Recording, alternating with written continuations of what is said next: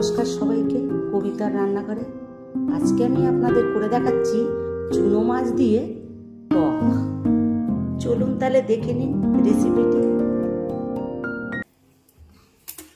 এখানে আমি 200 গ্রাম মোরলা মাছ নিয়েছি, ছোট ছোট মোরলা কেটে ভালো করে ধুয়ে নিয়েছি।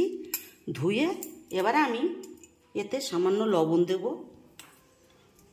হলুদ দেব, দিয়ে একটু মেখে নেব।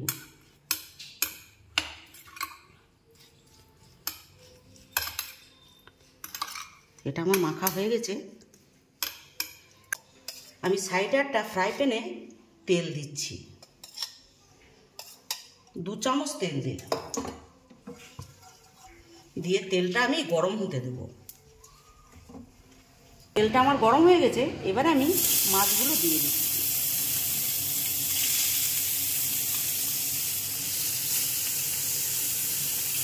মাছগুলো আমি খুব একটা ভাজবো না, কেন এটা দিয়ে টক হবে তো, ওই জন্য।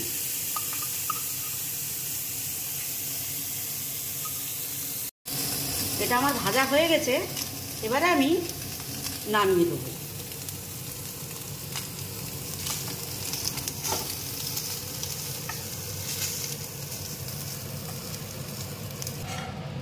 এরপর আমি ফ্রাই প্যানে 2 চামচ তেল দিচ্ছি। তেলটি আমার গরম হয়ে গেছে, এর ভেতরে আমি 2টো শুকনো লঙ্কা দিচ্ছি আর রসুন থেতো করা আছে দিয়ে দিচ্ছি। এরপর আমি এতে 3টে কাঁচা লঙ্কা দিয়ে দিচ্ছি। এবারে আমি একটু সর্ষে দিয়ে দিচ্ছি, দিয়ে এটা আমার একটু ভাজা হবে। এতে সামান্য পরিমাণে লবণ দিচ্ছি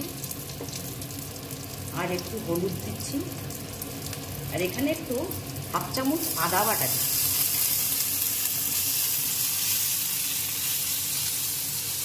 টকে রসুন দিলে খেতে ভালো লাগে। এটা আমার ভাজা হয়ে গেছে, এবারে আমি পাকা তেঁতুল জলে ভিজিয়ে গুলে রেখেছিলাম, ওইটা দিয়ে দিচ্ছি।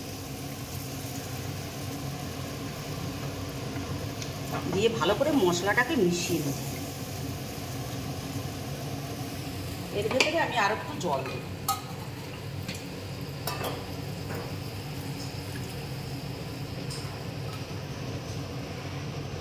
এটা আমার ফুটবে 2 মিনিটের মতন, এটা ফুটবে। এটা আমার 2 মিনিট হয়ে গেছে, এবারে আমি মাছগুলোতে দিয়ে দিচ্ছি।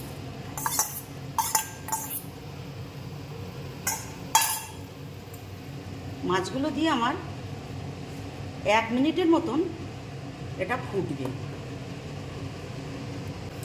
এটা আমার 1 মিনিট হয়ে গেছে, এবারে আমি নামিয়ে দিচ্ছি। আপনারা এরকমভাবে মোরলা মাছ দিয়ে তেঁতুলের টক করে খেয়ে দেখবেন। ভালো লাগলে অবশ্যই আমার চ্যানেলটিকে লাইক, শেয়ার, সাবস্ক্রাইব করুন।